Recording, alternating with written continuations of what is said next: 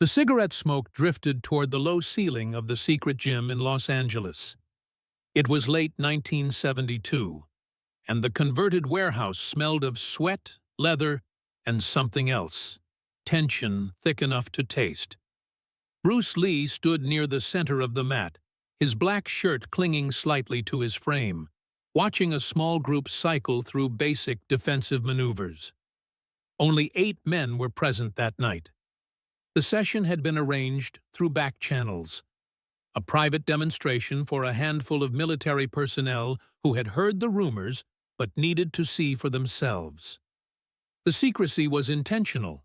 This wasn't an official military training session. It was something else entirely. A test that certain people in the special operations community wanted, conducted away from prying eyes.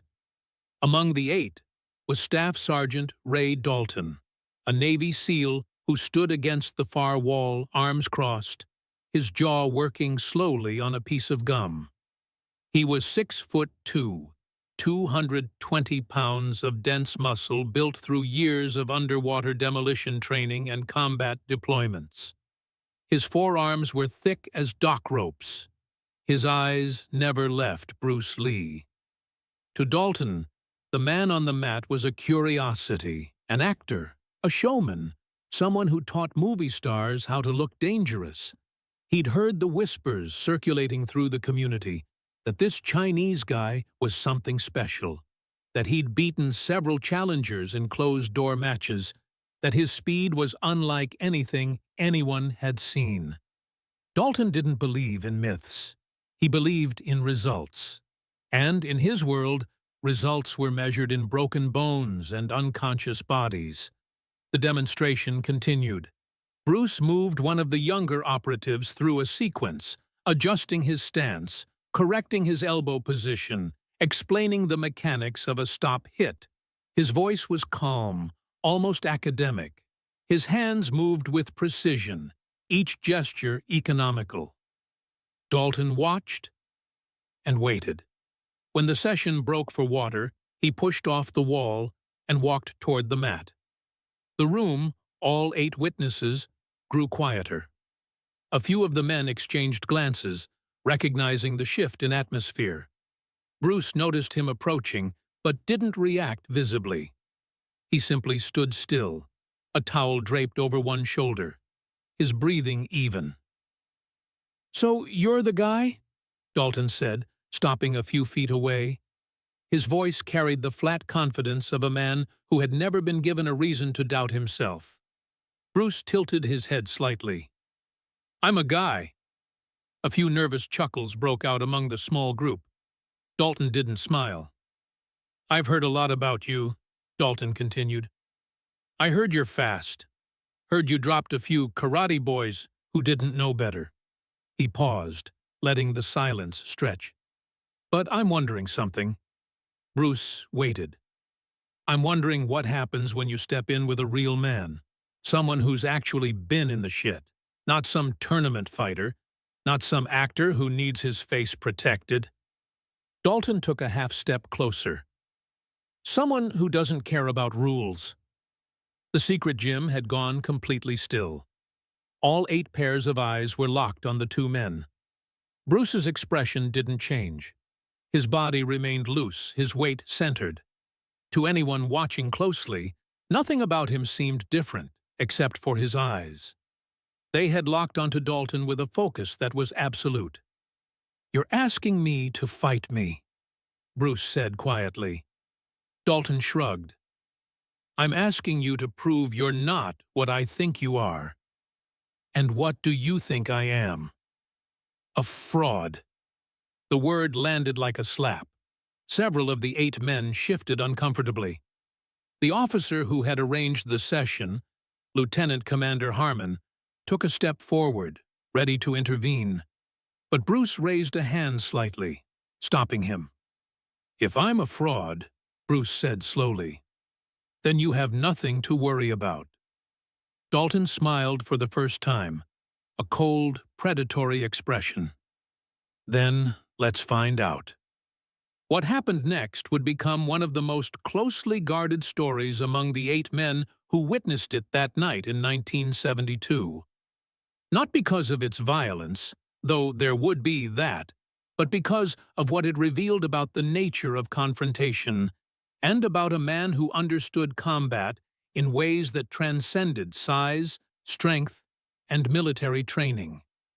Within 90 seconds, Ray Dalton's understanding of fighting would be permanently altered. The challenge accepted, Lieutenant Commander Harmon stepped forward, his hands raised. "Gentlemen, this isn't—" "It's fine," Bruce said, cutting him off. His voice was neither aggressive nor defensive.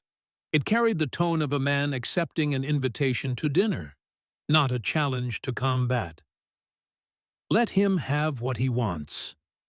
Dalton was already pulling off his shirt, revealing a torso carved from years of punishing physical conditioning. Scars marked his ribs and shoulders, souvenirs from operations he would never speak about publicly. He rolled his neck, producing a series of audible cracks, and moved toward the center of the mat. Bruce handed his towel to one of the operatives without looking at him. He didn't stretch. He didn't assume a fighting stance. He simply walked to meet Dalton, stopping approximately 8 feet away. The 8 men in the room formed a loose semicircle around the mat. No one spoke. The only sound was the hum of the ventilation system and the distant echo of traffic from the Los Angeles streets outside. Dalton settled into a boxer's stance, weight distributed, hands up, chin tucked. It was a posture refined through countless hours of combatives training and real-world application. He began circling slowly to his left, testing the distance, looking for an opening. Bruce stood almost square, his hands low, his feet positioned in a way that seemed casual to the untrained eye. But those who understood fighting could see something else, a subtle readiness, like a coiled spring that had learned to disguise its tension. "Whenever you're ready, movie star," Dalton said. Bruce didn't respond. He simply watched. Dalton feinted with his left shoulder, a probing movement designed to draw a reaction. Bruce didn't move. Dalton feinted again, this time more aggressively. Still nothing. A flicker of frustration crossed Dalton's face. He was accustomed to opponents who telegraphed their intentions, who flinched at sudden movements, who revealed their patterns within the first few exchanges. This man gave him nothing to read. The SEAL decided to force the issue. He launched a straight right hand, not a full-power strike, but a ranging shot meant to establish distance and provoke a response. It was the kind of punch that had dropped larger men, thrown with the mechanical efficiency of someone who had used his fists professionally. Bruce moved. What happened next occurred so quickly that several of the 8 witnesses would later struggle to describe it accurately. Bruce's upper body shifted, perhaps 3 inches to the left. Not a dramatic slip, just enough to let Dalton's fist pass harmlessly by his cheek. Simultaneously, his right hand shot forward in a straight vertical punch that traveled less than 12 inches. The impact caught Dalton directly on the sternum. The SEAL's forward momentum stopped, as if he had walked into an invisible wall. His eyes went wide. The air left his lungs in a single explosive grunt. He staggered backward 2 steps, his hands dropping instinctively to protect his midsection. Bruce hadn't moved from his position. His hand was already back at his side, relaxed. The entire exchange had taken less than 1 second. Around the room, the 8 witnesses stood in stunned silence. What they had just seen defied their understanding of how strikes worked, how power was generated, how combat unfolded. Dalton blinked, trying to process what had just happened. He had been hit before, hit hard by men who knew how to generate power. But this was different. The punch hadn't looked powerful. There had been no wind-up, no rotation that he could see, no telegraph whatsoever. Yet the impact had sent a shock wave through his entire body. as if someone had swung a baseball bat directly into his chest. "What the hell?" Dalton muttered, more to himself than anyone else. He straightened up, forcing his breathing under control. The first flicker of doubt appeared in his eyes, though he quickly suppressed it. He was a Navy SEAL. He had survived Hell Week. He had operated in conditions that would break most men. He was not going to be intimidated by one lucky shot from a man who weighed 50 pounds less than him. The awakening Dalton reset his stance and moved forward again, this time with more caution. He threw a jab, then another, testing Bruce's reactions. Both punches missed by margins that seemed impossibly small, Bruce's head moving just enough to avoid contact. No more. Then Dalton committed to a combination. Jab, cross, left hook. 3 punches thrown with genuine intent, each one capable of ending a fight. Bruce slipped the jab. He parried the cross with his left hand, redirecting it past his shoulder. And the hook never arrived, because as Dalton's right hand was still retracting from the parried cross, Bruce stepped inside his guard and delivered a palm strike to the underside of his jaw. The SEAL's head snapped back. His knees buckled. For a moment, he seemed suspended in time, his body unsure whether to fall or remain standing. Bruce could have ended it there. Everyone in the secret gym knew it. All 8 witnesses understood that the fight was already over. Instead, Bruce stepped back, returning to his original position, and waited. Dalton shook his head, trying to clear the static that had suddenly filled his brain. He tasted copper. His vision had gone momentarily white at the edges. When it cleared, he saw Bruce standing exactly where he had been before, hands still low, expression unchanged. Something shifted in Dalton's eyes. The professional detachment, the controlled aggression of a trained operator. It began to crack.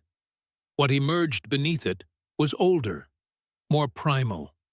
It was the look of a man whose identity was being threatened, whose understanding of himself was being challenged in ways he could not articulate. He stopped thinking about technique. He stopped thinking about strategy.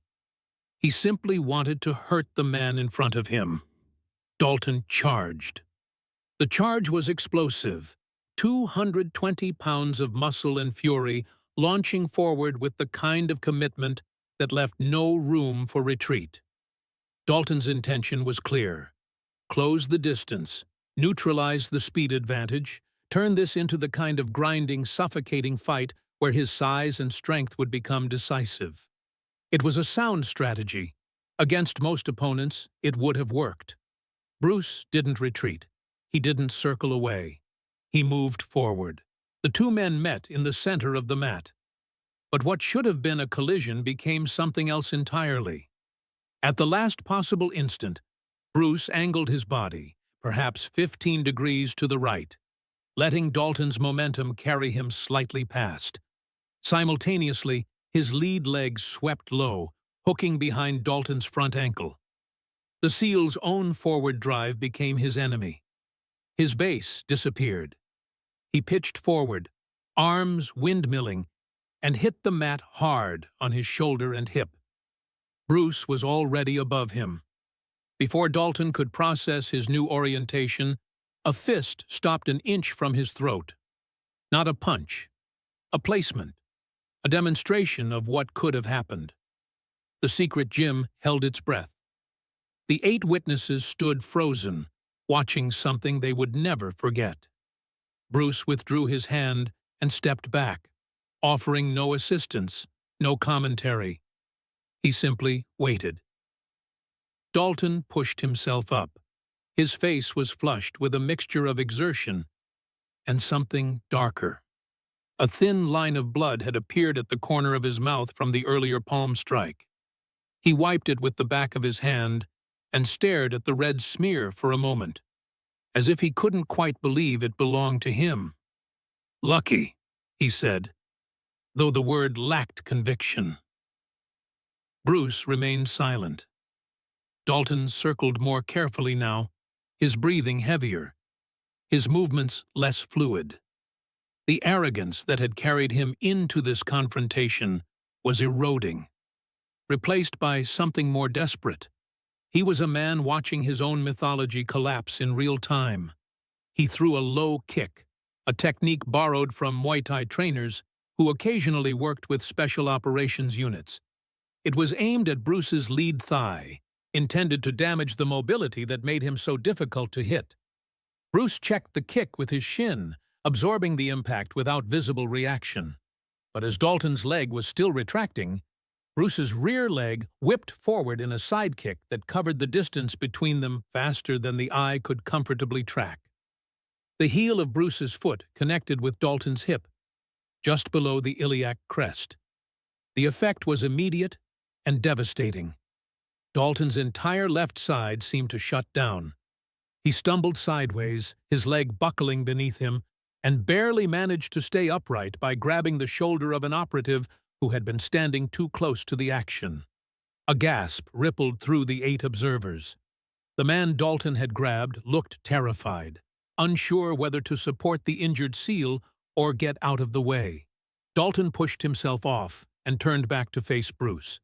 He was limping now, his left leg compromised, his options diminishing with each passing second.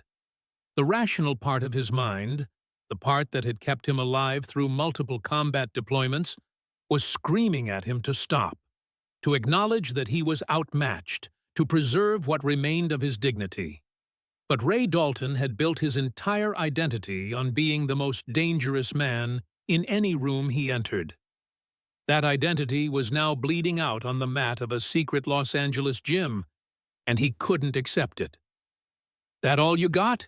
he managed, though his voice was strained. Bruce tilted his head slightly, and for the first time, something like expression crossed his face. It wasn't anger. It wasn't satisfaction. It was closer to disappointment, the look of a teacher watching a student refuse to learn an obvious lesson. "You're hurt," Bruce said quietly. "This doesn't need to continue." "I'll decide when it's over." Bruce nodded slowly. "Then you've decided." The end. Dalton lunged again, this time reaching for a clinch, hoping to use his remaining strength to tie Bruce up, to drag him into the kind of grinding exchange where technique mattered less than raw physicality. His hands found only air. Bruce had sidestepped with a movement so economical it barely qualified as motion. As Dalton's momentum carried him past, Bruce's elbow rose in a short, tight arc and connected with the SEAL's temple. The sound was sharp, a crack that made several of the 8 witnesses wince. Dalton dropped to one knee. His eyes had gone glassy, unfocused. His hands reached toward the mat, seeking stability that his nervous system could no longer provide. Bruce stood over him, perfectly still. "Enough," Lieutenant Commander Harmon said, stepping forward. His voice carried the authority of rank, but also something else, relief. "That's enough." But Dalton wasn't finished. With a grunt of pure determination, he pushed himself back to his feet. He swayed visibly, his guard non-existent, his body operating on nothing but willpower and wounded pride. He threw a right hand, slow, telegraphed, desperate. What Bruce did next would be discussed in whispered conversations among those 8 witnesses for years afterward. He didn't counter. He didn't evade. He caught Dalton's wrist mid-flight, redirected the punch past his own shoulder, and in the same fluid motion, stepped behind the SEAL and applied pressure to a point just below his ear. Dalton's body went rigid for a single heartbeat. Then he collapsed. The silence that followed was absolute. Dalton lay motionless on the mat, his chest rising and falling in shallow rhythm, his eyes half open but seeing nothing. A thin strand of saliva connected his lower lip to the canvas. His limbs were arranged in the awkward geometry of sudden unconsciousness. One arm bent beneath him, one leg twisted at an uncomfortable angle. No one moved. The 8 men stood like statues, processing what they had just witnessed. Bruce released the wrist he had been holding and stepped back. His breathing was unchanged. His shirt was barely disturbed. He looked down at the unconscious seal with an expression that revealed nothing. Not triumph, not contempt, not even particular interest. He might have been observing a mechanical problem that had been solved. Lieutenant Commander Harmon was the first to break the paralysis. He rushed forward, dropping to one knee beside Dalton, checking his pulse, his pupils, the orientation of his neck. "He's breathing," Harmon announced, relief evident in his voice. "Someone get the medic!" One of the operatives sprinted toward the door. Bruce walked to the edge of the mat and retrieved his towel. He wiped his hands slowly, methodically, as if cleaning away the residue of routine exercise rather than physical confrontation. The men around him maintained their distance, watching him with a mixture of awe and something approaching fear. A young petty officer, barely 22, found the courage to speak. "What did you do to him, at the end?" Bruce folded the towel and placed it over his shoulder. "I helped him sleep." "But how?" "The body has many switches," Bruce said. His voice was calm, almost gentle. "Most people don't know where they are. Fewer know how to use them." Dalton groaned. His eyelids fluttered. Harmon kept a hand on his chest, preventing him from rising too quickly. "Easy, Ray. Take it slow." Dalton's eyes opened fully, and for several seconds they held the confusion of a man waking in an unfamiliar place. Then memory returned. His gaze swept the secret gym until it found Bruce, and something complicated passed across his face. Humiliation, certainly, but also recognition. The recognition of a man who had just encountered a reality he could no longer deny. He tried to sit up. Harmon helped him, supporting his back. "What happened?" Dalton's voice was hoarse, cracked. "You lost," Harmon said simply. Dalton processed this. His jaw tightened. His hands clenched into fists against the mat. For a moment, it seemed like he might attempt to continue, might try to salvage something from the wreckage of his pride. Then his shoulders dropped. "How long was I out?" "Maybe 15 seconds. Dalton nodded slowly, his eyes still fixed on Bruce. The hostility had drained from his expression, replaced by something more complex. He looked like a man whose map of the world had just been revealed as fundamentally incomplete. "I've fought a lot of men," Dalton said quietly. "Hand to hand. For real. Not training. Not sparring. For real." He paused, searching for words. I couldn't even touch you." Bruce walked toward him. The 7 other men between them parted instinctively, creating a corridor of empty space. He stopped a few feet from Dalton and looked down at him for a long moment. Neither man spoke. "You're strong," Bruce finally said. "You're skilled. You have experience that most men will never have." His voice carried no judgment, no superiority. It was simply an assessment. "But you fought with your body. You didn't fight with this." He tapped his own temple. Dalton frowned. "What do you mean?" "You decided who I was before we started. You decided what I could do. You decided what you needed to do to beat me." Bruce crouched down, bringing himself to eye level with the seated seal. "You fought the man you expected, not the man who was standing in front of you." Dalton absorbed this in silence. Fighting is not about size. It's not about strength. It's not even about speed, though speed helps. Bruce's eyes held Dalton's with an intensity that seemed to bypass language entirely. Fighting is about truth. The man who sees reality more clearly will always defeat the man who sees only what he wants to see. And you saw me clearly. I saw a man who needed to prove something, a man who couldn't afford to lose, a man whose ego had become his blindfold. Bruce paused. That man was already defeated before he threw his first punch. Dalton's jaw worked.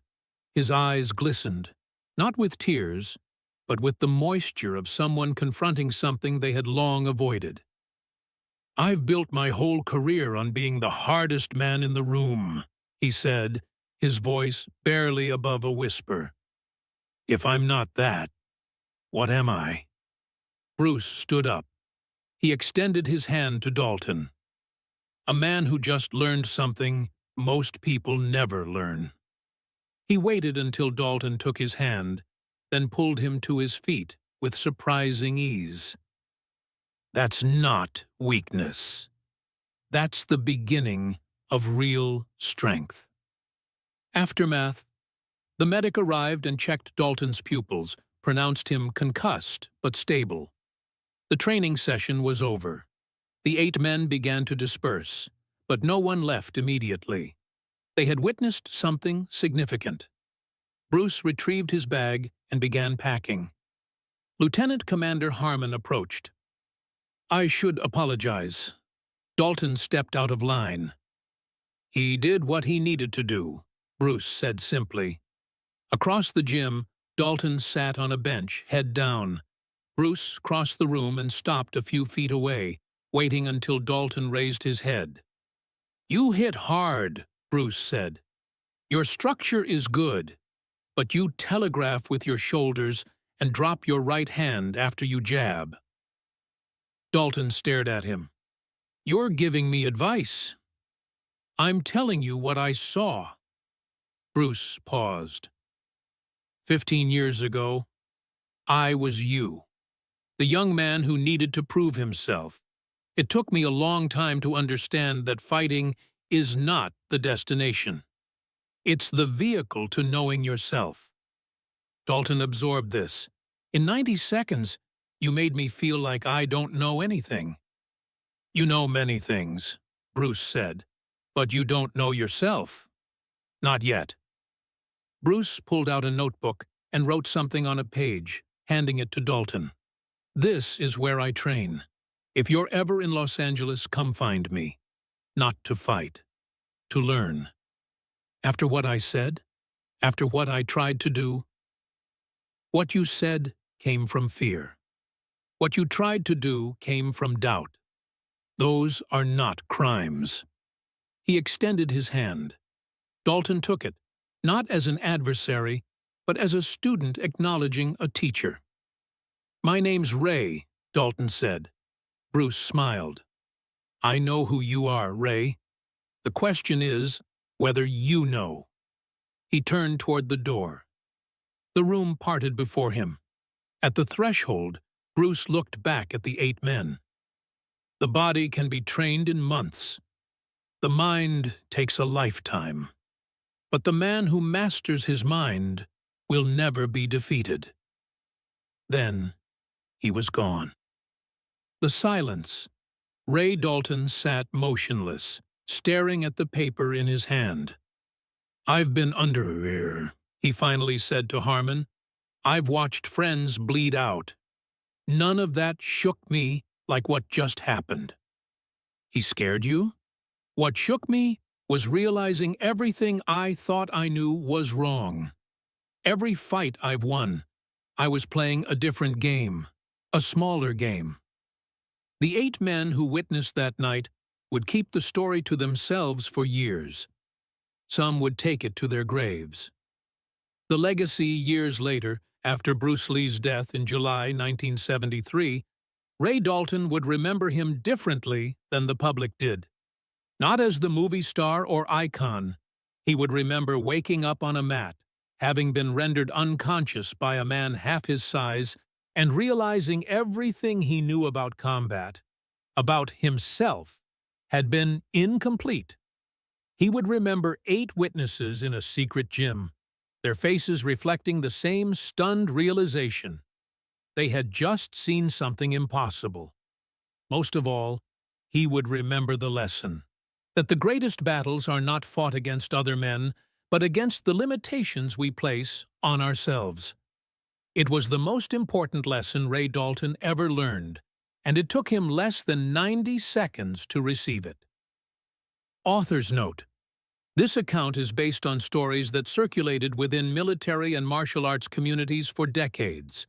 The exact details have been disputed, with some claiming it never happened, and others insisting they were present. What remains consistent is the core truth. Bruce Lee's understanding of combat transcended conventional thinking, and those who challenged him expecting a movie star usually left profoundly changed.